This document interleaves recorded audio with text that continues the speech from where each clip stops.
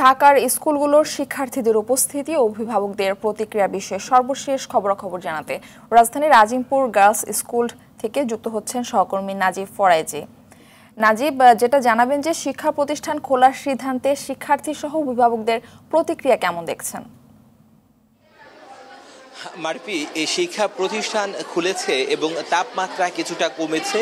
তাপমাত্রার যে কমেছে সেই তাপমাত্রা কমার স্বস্তির খবরটি শিক্ষার্থী, অভিভাবক এবং শিক্ষক সবার মাঝে একটি স্বস্তি বিরাজ করছে।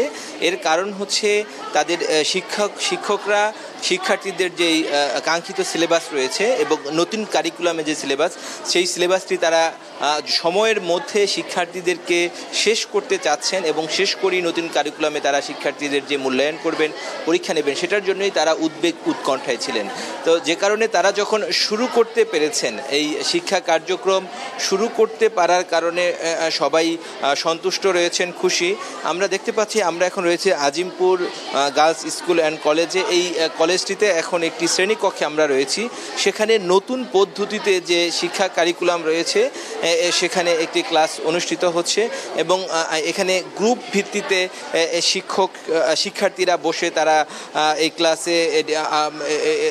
ক্লাস করছে এবং সেটি শিক্ষক তাদেরকে বুঝিয়ে দিচ্ছেন। তো এভাবে আমরা দেখেছি যে রাজধানীর বিভিন্ন স্কুলে ঘুরেছি, সকাল থেকেই যে শুরু হয়েছে সেটি কিন্তু চলছে। শিক্ষার্থীদের উপস্থিতির কথা আপনি জানতে চেয়েছেন। শিক্ষার্থীদের উপস্থিতি প্রায় সব ক্লাসে স্বাভাবিকের সময়ের মতো উপস্থিতি। সেখানে দেখা গিয়েছে যে 70 থেকে কোথাও 90-95 ভাগ শিক্ষার্থী উপস্থিত হয়েছে ক্লাসে এবং শিক্ষার্থীরা খুশি তারা ক্লাসে আসতে পেরে।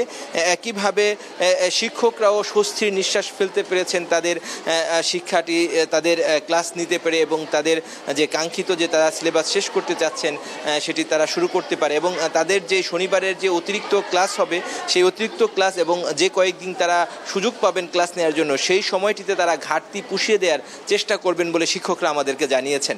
মারফি, অসংখ্য ধন্যবাদ আপনাকে।